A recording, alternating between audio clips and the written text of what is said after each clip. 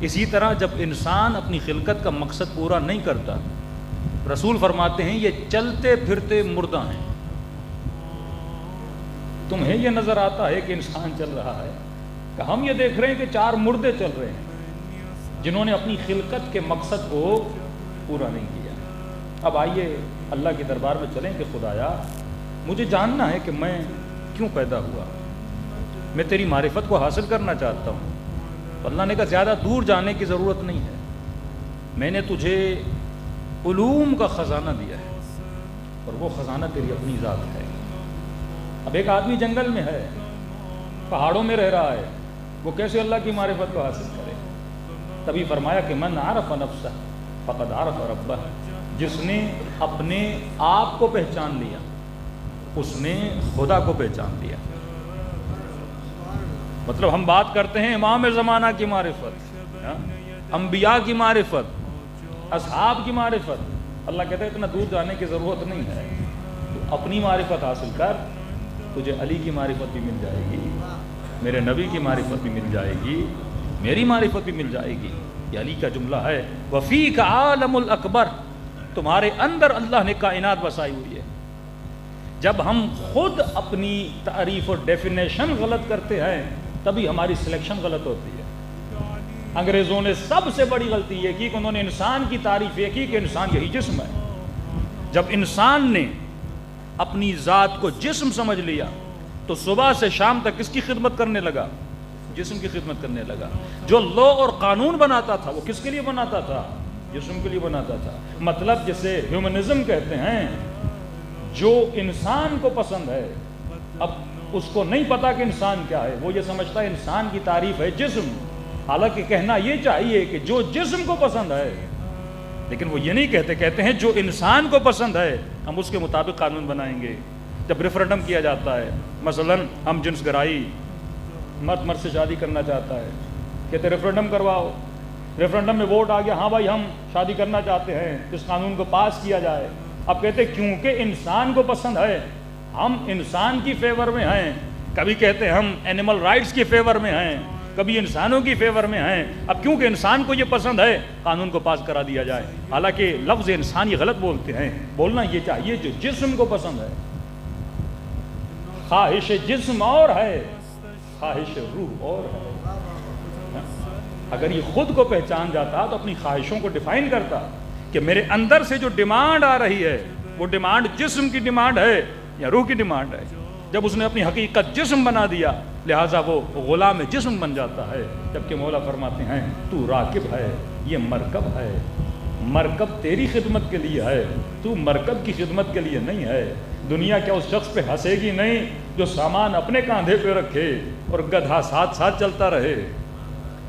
آج ہمارا حال یہی ہے کہ جو جسم ہماری خدمت کے لیے بنا تھا ہم صبح سے شام تک اس کی خدمت میں لگ جاتے ہیں۔ تو میں نے کہا سب سے معرفت وجود اپنی ذات کو پہچاننے کے لیے پہلے جانو کہ یہ ذات ہے کیا۔ تو کل جن کو یاد ہو میں نے کہا تھا یہ مت پوچھئے کہ انسان کیا ہے، یہ سوال کریے کہ انسان کیا نہیں ہے۔ تو پہلا سوال کیا کہ انسان پتھر نہیں ہے پر پتھر کے کمالات کو رکھتا ہے۔ انسان درخت نہیں ہے پر جتنے کمالات درخت میں ہیں انسان ان کو رکھتا ہے۔ انسان حیوان نہیں ہے پر جتنے کمالات حیوانات کے اندر ہیں وہ سارے کمالات انسان کے پاس ہیں۔ اور کتنا کریم ہے میرا خدا، ضعیف بنانے پر آئے تو انسان اتنا ضعیف ہے ایک ڈینگی مچھر کے کاٹنے پہ مر جاتا ہے۔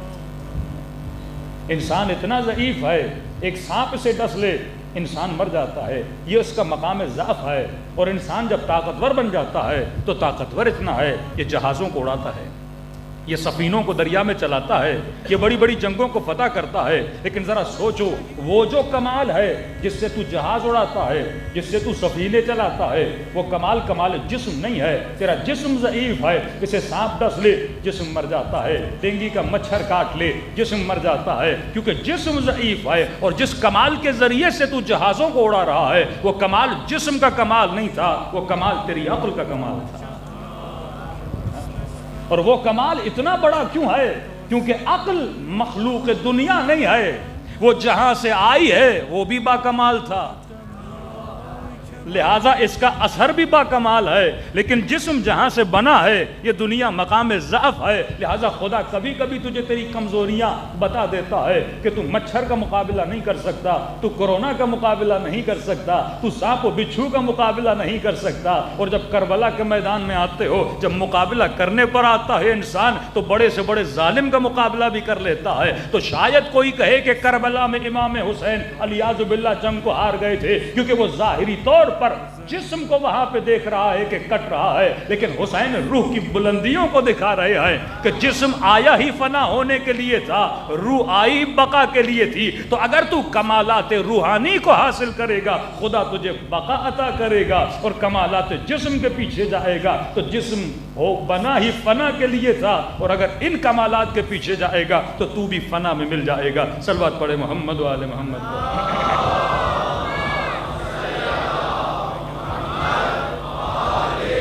محمد وعجل فرجہم۔ تو دو جنبے، دو سائے سمجھ لو، دو عکس سمجھ لو تمہارے وجود میں نظر آتے ہیں۔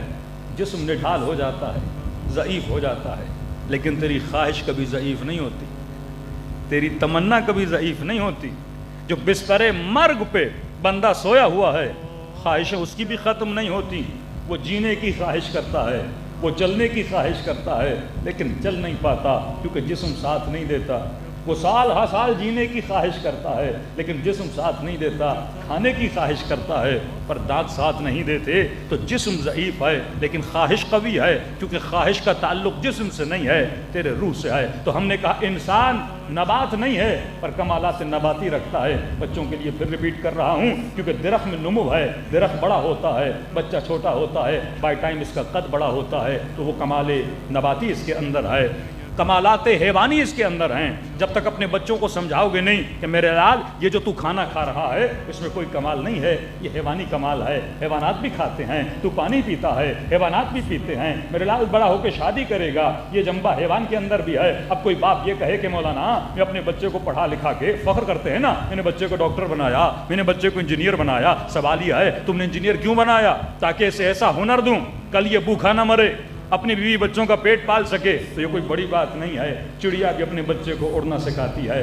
ہاتھی بھی اپنے بچے کو شکار سکھاتا ہے، کبوتر بھی اپنے بچے کو شکار کرنا سکھاتا ہے تاکہ وہ زندہ رہ سکے، وہ اسے ہنر سکھاتا ہے تاکہ یہ کبھی بھوک سے نہ مرے۔ ہر حیوان مرنے سے پہلے اپنی اولادوں کو ہنر سکھا کے جاتے ہیں تاکہ یہ سروائیو کر سکے اس دنیا میں۔ اگر تم نے بچے کو ڈاکٹر بنایا یہ کمال نہیں ہے، اگر تم نے بچے کو انجینئر بنایا یہ کمال نہیں ہے۔ کمال بشر کیا ہے؟ کمال بشر یہ ہے کہ وہ کمال جو حیوان کے اندر نہیں ہے پر وہ کمال انسان کے اندر ہے۔ وہ کمال یہ ہے کہ حیوان تربیت پانے کی صلاحیت نہیں رکھتا، انسان تربیت پانے کی صلاحیت رکھتا ہے۔ دنیا میں کسی شیر کو تم ڈرائیونگ کرنا نہیں سکھا سکتے، تم اسے انجینئر نہیں بنا سکتے، تم اسے ڈاکٹر نہیں بنا سکتے، کیونکہ وہ محدود تربیت پانے کی صلاحیت رکھتا ہے۔ یہ واحد وجود انسان ہے جو لامحدود تربیت پانے کی صلاحیت رکھتا ہے۔ اب کمال یہ نہیں کہ تم نے بیٹے کو انجینئر یا ڈاکٹر بنایا، کمال یہ ہے اسے ڈاکٹر بناؤ، انجینئر بناؤ، S P D S P بناؤ، لیکن ایسا ایس پی بناؤ جو کبھی رشوت نہ دے، ایسا ڈاکٹر بناؤ جو کبھی غریبوں کا حق نہ مارے۔ اگر تو اسے عادل ڈاکٹر بنا رہا ہے تو گویا تم نے اسے ہنر بھی دیا، ہنر کے ساتھ علی کی تربیت بھی عطا کی۔ آج پوری دنیا اپنے بچوں کو ڈاکٹر بناتی ہے، یہ کون سی بڑی بات ہے کہ انگریزوں کے یہاں ڈاکٹر نہیں، کہ ان کے یہاں انجینئر نہیں ہے؟ میں ہمیشہ ایک سوال کرتا ہوں، دنیا جو آج اس تباہی کے تہانے پہ پہنچی ہے، دنیا کو تباہ کرنے میں جاہلوں کا اتنا ہاتھ نہیں تھا جتنا عالموں کا ہاتھ ہے۔ آپ کے وزیر اعظم، آپ کے صدر، یہ جتنی ملک کی بیوروکریسی ہے، کیا یہ ان پڑھ ہے؟ پڑھے لکھے ہیں نا۔ دنیا کو تباہ پڑھے لکھے لوگوں نے کیا ہے، ان پڑھ لوگوں نے نہیں کیا۔ آپ کے سینٹ میں جتنے لوگ بیٹھے ہوئے ہیں کیا ان پڑھ ہیں؟ سارے پڑھے لکھے ہیں۔ یہ جو قانون پاس کرواتے ہیں، کیا ٹرمپ ان پڑھ تھا؟ کیا بش ان پڑھ تھا؟ یہ سارے پڑھے لکھے لوگ ہیں جنہوں نے دنیا کو تباہ و برباد کیا۔ کیا جس نے ایٹم بم بنایا وہ ان پڑھ تھا؟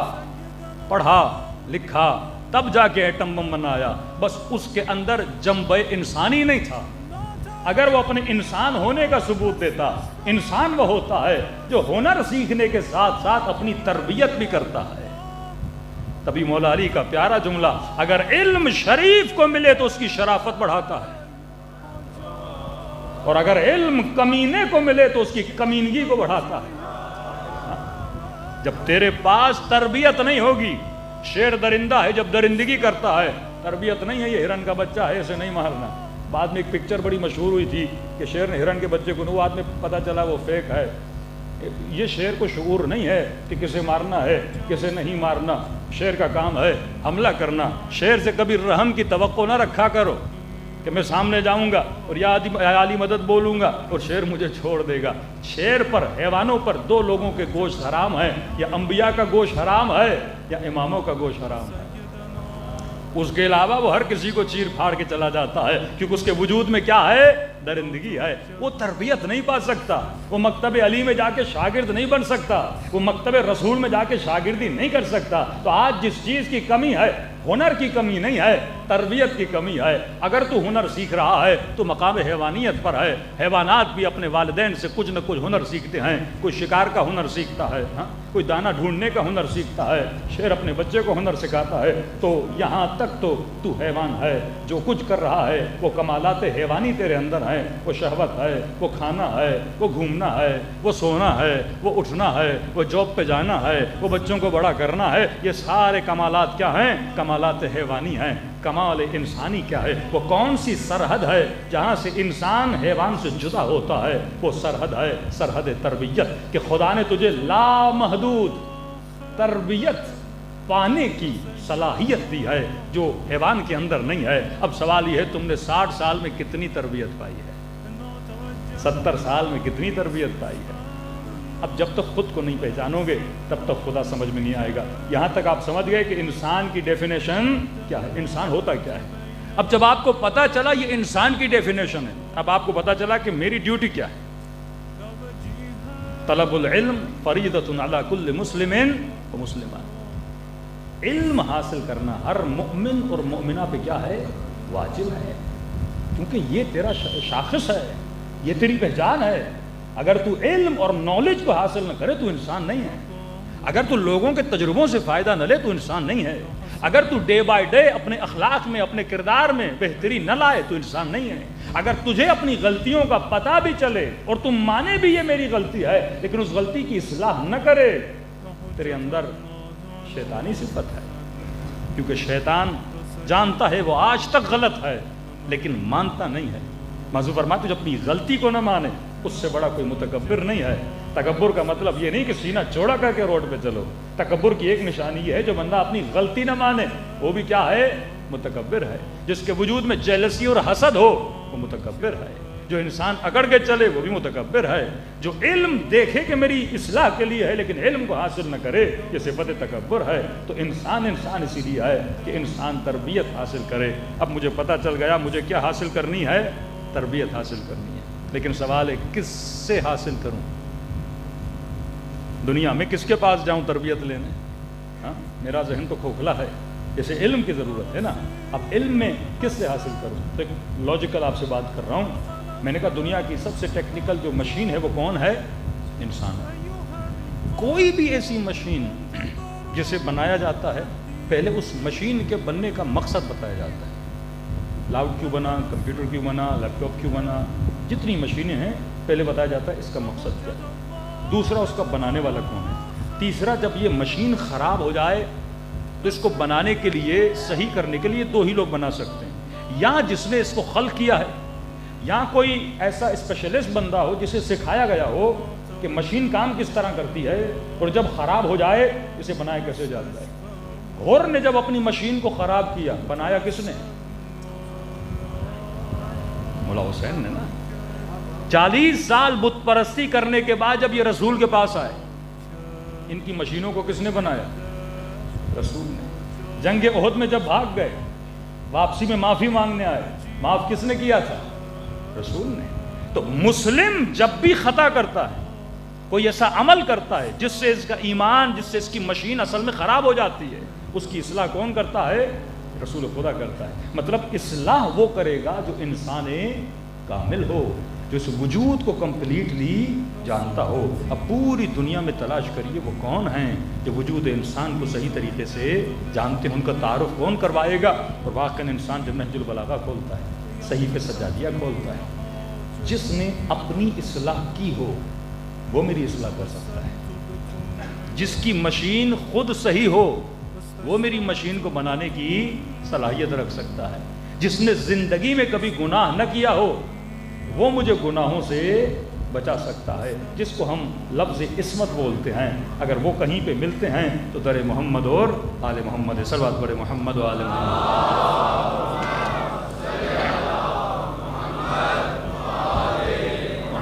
اجل فرجہم. تو کل میں نے مولا کی حدیث پڑھی کہ اگر زندگی میں سکون چاہتے ہو 3 چیزوں کا علم رکھو. کہاں سے آئے ہو، کہاں پہ رہ رہے ہو اور کہاں جانا ہے. مولا فرماتے انسان کہاں سے آیا ہے؟ فرمایا تو عالم جبروت سے آیا ہے. کہاں پہ آیا ہے؟ عالم ناسوت میں آیا ہے، جس کو دنیا بولا جاتا ہے. کہاں جائے گا جب روح نکلے گی؟ سب سے پہلا سفر تیرا سفر برزخ ہوگا. اس کے بعد قیامت ہے تو ایک ہی دن ہے اور اس کی مقدار ہے 50,000 سال. قیامت کے بعد ابدی زندگی کا سفر کرے گا. مطلب ٹوٹل ہمارے کتنے سفر ہوئے؟ 5 سفر ہو گئے. عالم جبروت سے ناسوت، ناسوت سے برزخ، برزخ سے قیامت، قیامت سے ابدیت جسے بولتے ہیں، یعنی جہاں ہمیشہ کے لیے انسان جا کے رہے گا. اب مولا سے پوچھا کہ مولا ان کو سمجھنے کے لیے ذرا تمثیل دیجئے. تو امام نے مثال بتائی کہ عالم برزخ کو اگر سمجھنا چاہتے ہو تو بالکل ایسے ہے جیسے رحم مادر میں، شکم مادر میں بچہ ہوتا ہے. یہ رحم کتنا چھوٹا ہے اور اس رحم سے باہر دنیا کتنی بڑی ہے، یہ ان کا تقابل ہے.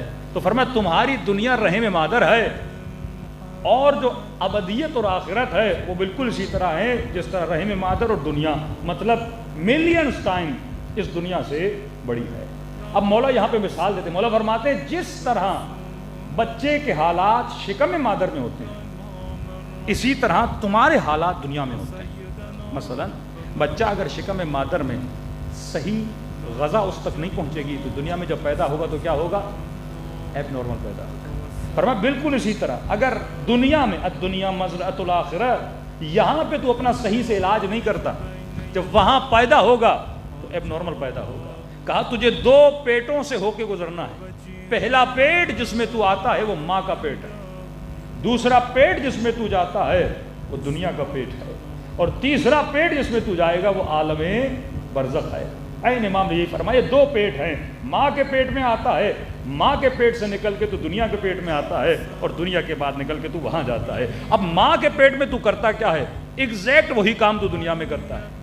اگر ماں کے پیٹ میں تیرا صحیح خیال تیری ماں نے نہ رکھا تو ایب نارمل ہو کے پیدا ہوگا، اور دنیا میں تو نے اپنا صحیح خیال نہ رکھا تو آخرت میں ایب نارمل ہو کر پیدا ہوگا. اب آپ سے چند سوالات کروں کیونکہ امام کی مثال ہے. اگر شکم مادر آپ سمجھ گئے، یعنی مولا نے وہ مثال دی ہے کہ اگر آپ 100 کتابیں بھی پڑھیں آپ کو اتنا علم نہیں ملے گا جتنا اس ایک مثال میں امیر المؤمنین نے انسان کو سمجھانے کی کوشش کی. صلوات پڑھے محمد و آل محمد پر.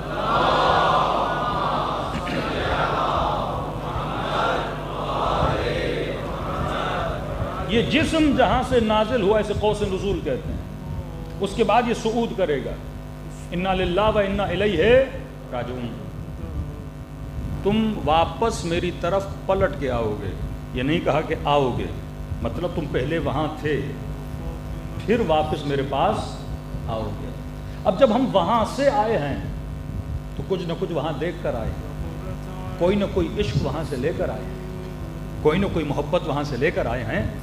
اب جب بچہ شکم مادر میں 2 چیزوں سے تم بنے ہو. ایک تمہارے وجود میں دنیاوی جنبہ ہے، دنیاوی آثار ہیں تمہارے وجود. دنیا سے کیا لے کر گئے شکم مادر میں؟ نطفہ لے کر گئے. یہ نطفہ جب شکم مادر میں گیا تھا تو یہ کمالات جمادی رکھتا تھا، مطلب پتھر کی طرح تھا، جمود تھا اس کے اندر. اور جیسے جیسے یہ بڑا ہونے لگا تو یہ نبات بننے لگا. جس طرح ایک پودا بڑا ہوتا ہے ویسے ویسے یہ نبات کی طرح، ایک درخت کی طرح، یعنی وہیں سے تمہاری ترقی شروع ہو گئی.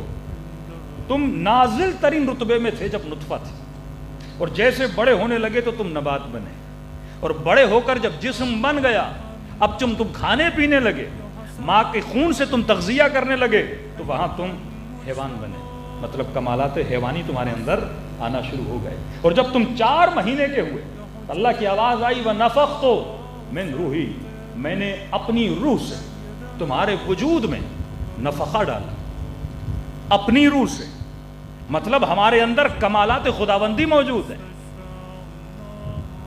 وہ کمالات خداوندی بالقوت تمہارے اندر ہیں، لیکن فعلیت میں تب پہنچتے ہیں جب تم دنیا میں آ کے سیرت علی اور آل علی پہ عمل کرتے ہو، جب تم اطاعت نبی میں آتے ہو۔ اب شاید کسی کو یہ بالقوہ اور بالفعل سمجھ میں نہ آئے تو مثال دوں، ایک ہاتھ میں سیب رکھو، دوسرے ہاتھ میں سیب کا دانہ رکھو، کوئی کیونکہ آپ نے ریپیٹڈلی ایک چیز کو دیکھا ہے تو آپ اس یقین پہ پہنچ چکے ہیں کہ یہ سیب کس سے بنا ہے؟ دانے سے بنا ہے۔ لیکن اگر آپ نے کبھی دیکھا نہ ہوتا، ایک طرف دانہ ہوتا ایک طرف سیب ہوتا، آپ کو پروسیس کا پتہ نہ ہوتا کہ سیب دانے سے بنتا ہے، اور اس وقت آپ کو دانہ اور سیب دکھایا جاتا ہے، واللہ کوئی یقین کرتا کہ ایک دن یہ سیب دانہ تھا۔ لیکن اس دانے میں صلاحیت ہے سیب بننے کی۔ کہتے ہیں یہ دانہ سیب نہیں پر بالقوہ سیب ہے۔ جیسے یہ چھوٹا بچہ ہے، ابھی یہ ڈرائیور نہیں لیکن بالقوہ ڈرائیور ہے، ڈرائیور بننے کی صلاحیت موجود ہے۔ ایک چھوٹی بچی جب 7 سال کی ہوتی وہ ماں نہیں ہوتی لیکن بالقوہ ماں ہے، اس میں ماں بننے کی صلاحیت موجود ہے۔ بالکل اسی طرح یہ دانہ ہے، ابھی سیب نہیں ہے پر سیب بننے کی صلاحیت اس میں موجود ہے۔ فرمایا تم سب میں نفخ الہی ہے، تم سمائے وجود میں الہی دانہ موجود ہے، مطلب تمہارے اندر صلاحیت ہے کہ تو سلمان بن سکے، اس مقام کو تو حاصل کر سکتا ہے، یعنی تو بھی انسان کامل بن سکتا ہے۔ یہ صلاحیت تیرے اندر ہے کہ تو مالک بنے، یہ صلاحیت تیرے اندر ہے کہ تو حبیب ابن مظاہر بنے، یہ صلاحیت موجود ہے۔ اب یہ تیرا کمال ہے، تو دانے کو سیب بناتا ہے کہ نہیں بناتا؟ دانہ ایسے ہی سیب نہیں بنتا، اسے انوائرمنٹ دیا جاتا ہے، مٹی کے اندر ڈالا جاتا ہے، اسے پانی دیا جاتا ہے، فضا اور انوائرمنٹ کو چیک کیا جاتا ہے۔ آم ہر جگہ پہ آم نہیں بنتا، اسے گرمی کی ضرورت ہے، ویسی زمین کی ضرورت ہے۔ تو ہر بندہ ایسے ہی مولائی نہیں بنتا، انوائرمنٹ کی ضرورت ہے۔ ہم نے تو نعرہ مارتے ہی بندوں کو مولائی بنا دیا، ہم نے تو بڑی آسانی سے ولایت علی کو کسب کر دیا۔ فرمایا نہیں، سلمان ایسے بنا نہیں جاتا، جب تک وہ انوائرمنٹ تجھے نہ دیا جائے اور اس دانے کو اس انوائرمنٹ میں نہیں رکھے گا تب تک ویسا نہیں بنے گا۔ تو تمہارے وجود میں کیا ہے؟ نفخ الہی ہے۔ ہر بندہ، ہر بچہ جو پیدا، کیوں کہا یہ فطرت اسلام پہ پیدا ہوتا ہے، مطلب ہر بندہ یہ صلاحیت لے کر پیدا ہوتا ہے، یہ ایمان کے 10ویں درجے پر جا سکتا ہے۔ ہر بندہ یہ صلاحیت لے کر پیدا ہوتا ہے، یہ اعلیٰ ترین مقامات کو کیا کرے؟ حاصل کرے۔ 4 مہینے کے بعد تمہارے اندر روح ہوگی جسے نفخ الہی بولا جاتا ہے۔ کل میں نے کہا تھا اگر اس بچے کو یہ بولا جائے اے میرے لال، شکم میں مادر سے باہر کوئی بہت بڑی کائنات ہے، یہ بچہ مانے گا؟ نہیں مانے گا، جس طرح آج کے انسان نہیں مانتے۔ مولا حسین بول رہے تھے کربلا میں، اس دنیا کے باہر بھی کوئی بہت بڑی دنیا ہے، ایک عالم برزخ ہے۔ علی سمجھاتے رہے پر کوئی سمجھنے والا نہیں تھا، نبی بتاتے رہے کوئی سننے والا نہیں تھا۔ تبھی قرآن کہتا ہے اولئک کالانعام، یہ حیوان ہیں سمجھ نہیں رہے، کان ہیں سنتے نہیں ہیں، آنکھیں ہیں دیکھتے نہیں ہیں، میں نے جگہ جگہ نشانیاں رکھی ہیں، اگر یہ غور و فکر کرے بڑی آسانی سے مقام مقصود تک پہنچ جائے۔ دوسرا سوال امام نے کیونکہ مثال دی ہے اس لیے میں اس کی تشریح کر رہا ہوں۔ پر میں شکم مادر میں بچہ بڑا ہوتا ہے، ماں کے شکم میں اس بچے کو اللہ ہاتھ دیتا ہے، پاؤں دیتا ہے، آنکھیں دیتا ہے، کان دیتا ہے، زبان دیتا ہے۔ سوال یہ ہے کیا شکم مادر میں بچہ بولتا ہے؟ سر ہلائیے تاکہ پتہ چلے۔ شکم مادر میں بچہ بولتا ہے؟ نہیں، پھر زبان کیوں دی؟ شکم مادر میں بچہ چلے گا کیا؟ پھر پاؤں کیوں دیے؟ شکم مادر میں بچہ اپنے ہاتھوں سے کیا کچھ کرے گا کیا؟ پھر ہاتھ کیوں دیے؟ دے وہاں پہ رہا ہے لیکن وہاں کے لیے نہیں دے رہا۔ پاؤں شکم مادر میں دیے لیکن وہاں کے لیے نہیں دیے، ہاتھ شکم مادر میں دیے، وہاں کسی کام کے یہ ہاتھ نہیں ہے، وہاں پاؤں کسی کام کے لیے نہیں ہے۔ اللہ کوئی چیز عبث نہیں دیتا، مقصد کے لیے دیتا ہے۔ زبان بھی وہاں دی، پاؤں، کیونکہ اس نے گرو کہاں کرنا ہے؟ شکم مادر میں. جب کامل ہو جائے گا تو پھر دنیا میں آئے گا، اور اگر کامل ہو کر دنیا میں آئے گا تو دنیا سے لذت بھی لے گا، دنیا سے فائدہ بھی لے گا، دنیا میں سے مزہ بھی آئے گا. لیکن اگر انکمپلیٹ ہو کر دنیا میں آیا، دنیا ویسی کی ویسی رہے گی، یہ تکلیف میں رہے گا. تبھی فرمایا اپنی جہنم تو بنا کے آتا ہے، اپنی جنت تو بنا کے آتا ہے. جنت وہی ہے جب دنیا سے جاؤ تو کمپلیٹ ہو کر جاؤ. اگر ناقص ہو کر عالم برزخ میں گئے، لذتیں وہی ہوں گی لیکن تو فائدہ لے نہیں پائے گا. مثلا ایک بیچارہ بچہ نابینا پیدا ہوا، ناقص پیدا ہوا ہے نا، مطلب جب دنیا میں آیا تو اس کی دنیا کے ساتھ سنخیت نہیں ہے. سنخیت کا مطلب ہم آہنگی نہیں ہے، اس کا دنیا کے ساتھ میل نہیں ہے. کیونکہ دنیا میں آنے کے لیے آنکھ تو چاہیے نا، یہاں کی لذتوں کو، نظاروں کو، مناظر کو دیکھنے کے لیے جب تک آنکھیں نہ ہوں تو آپ کو مزہ نہیں آئے گا. اب یہ بچہ دنیا میں پیدا ہوا، ناقص ہو کر پیدا ہوا، مطلب سارا کمپلیٹ ہے، آنکھیں اس کی نہیں ہیں. اب بیچارہ چلے گا، ادھر گرے گا ادھر گرے گا، اس کا محتاج اس کا محتاج، نہ پڑھ سکتا ہے نہ دیکھ سکتا ہے. ہاں بیچارہ کتنا پریشان ہو جائے گا، لوگوں کا محتاج ہوگا. دنیا تو ویسی ویسی ہے، لیکن کیونکہ نقص اس کی ذات کے اندر ہے، اپنے نقص کی وجہ سے بیچارہ تکلیف میں زندگی گزارتا ہے. کوئی بیچارہ بہرا ہو کر پیدا ہو جائے، اپنے نقص کی وجہ سے لوگوں کی باتوں کو سن نہیں پائے گا. معصوم فرماتے ہیں بالکل اسی طرح کچھ لوگ عالم برزخ میں جب شکم دنیا سے نکل کر آئیں گے تو ناقص ہو کر پیدا ہوں گے. جب وہاں کی لذتوں سے فائدہ نہیں لے پائیں گے، یہ عذاب میں مبتلا ہو جائیں گے. یہی عذاب ہے. عذاب تیرے اندر ہوتا ہے، جب تو دیکھ نہیں پائے گا عذاب ہے. اب میری آواز آپ تک پہنچ رہی ہے، آپ سکون محسوس کر رہے ہیں کیونکہ آواز آپ کے کانوں سے ہم آہنگ ہے. اگر لاؤڈ والا آواز کو بالکل فل کر دے، آپ کو کیا ہوگی؟ تکلیف ہوگی. اس کی کیپیسٹی اس سے بڑھ جائے گی، ہم آہنگی اس کی کیا ہو جائے گی؟ ختم ہو جائے گی. یہ لائٹ میری آنکھوں کو لگ رہی ہے، اتنی تکلیف نہیں دے رہی، لیکن اگر کوئی لائٹ کو بالکل فل کر دے، آپ سورج کی لائٹ کو دیکھتے ہیں، کیونکہ آپ کی آنکھیں سورج کی لائٹ کے لیے نہیں بنی. جب سورج کی لائٹ کے لیے نہیں بنی، جب آپ اس کو دیکھو گے تو آپ کو کیا ہوتی ہے؟ تکلیف ہوتی ہے. تو جب ہم آہنگی اور سنخیت ہوتی ہے تب آپ کو سکون ملتا ہے. جب ہم آہنگی اور سنخیت نہیں ہوتی آپ کو سکون نہیں ملتا. کیوں کچھ لوگوں کو علی کے ساتھ بیٹھنے میں سکون ملتا تھا؟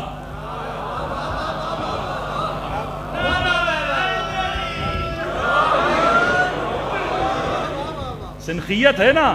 اب بندہ سوچے اگر مصلی پہ بیٹھنے میں مجھے سکون نہیں مل رہا، سنخیت نہیں مل رہی، ہم آہنگی نہیں ہے، کوئی مسئلہ ہے، کوئی بیماری ہے. اب بندہ ڈاکٹر کے پاس گیا، ڈاکٹر صاحب سارے لوگ دیکھ رہے ہیں لیکن مجھے دیکھنے میں کیا ہو رہا ہے؟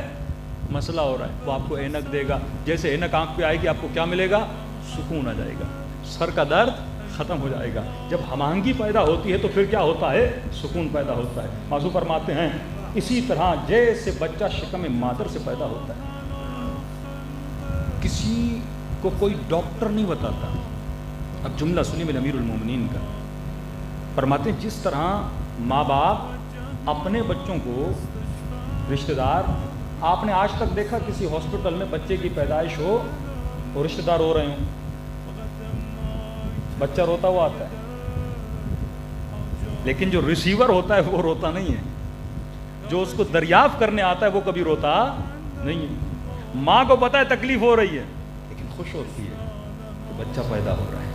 بچہ روتا ہوا آتا ہے کیونکہ بچہ اس دنیا سے ناواقف ہے اور جہاں سے آ رہا ہے اس کی وہاں پہ بڑی الفت ہے. 9 مہینے وہاں رہا اور 9 مہینے کے بعد اس شکم مادر جس میں بڑے سکون سے سو رہا تھا، ایک ٹائم ہوتا ہے. اللہ کہتا ہے ہر جگہ پہ رہنے کا ایک ٹائم ہوتا ہے. مور دین دیٹ تو وہاں رہ نہیں سکتا. اب تیرے ہاتھ آ گئے، تیرے پاؤں آ گئے تو کمپلیٹ ہو گیا، اب ٹائم ہے باہر جانے کا. اسی طرح جب تو دنیا میں کمپلیٹ ایک زندگی گزار دیتا ہے، اس سے زیادہ تو یہاں پہ رہ نہیں سکتا. اس کے بعد ٹائم آتا ہے یہاں سے نکل کے وہاں جانے کا. جس طرح وہ بچہ آتے ہوئے روتا ہے اس طرح یہ بھی جاتے ہوئے روتا ہے. لیکن بچہ جب یہاں آ جائے، یہاں کے مزوں کو چکھ لے، یہاں کی روشنیوں کو دیکھ لے، ماں کی ممتا کو دیکھ لے، باپ کے پیار کو دیکھ لے، اب اس بچے کو بولا جائے واپس جا شکم مادر میں، کبھی نہیں جائے گا. پر میں بالکل اسی طرح مومن جب اس دیار سے اس دیار میں جاتا ہے، جب وہاں پہ ممتا کو دیکھتا ہے، محبوب کی محبت کو دیکھتا ہے، معشوق کے عشق کو دیکھتا ہے، وہاں کی لذتوں کو دیکھتا ہے، اب اسے لاکھ بولا جائے دنیا میں واپس جا، کہے گا پاگل ہوں، اتنے بڑے عالم کو چھوڑ کے اتنی چھوٹی سی دنیا میں چلا جاؤں تو کبھی وہ واپس نہیں آتا۔ ایسے مولا علی نہیں فرما رہے کہ خدا کی قسم، کعبے کے رب کی قسم، علی آج کامیاب ہوا،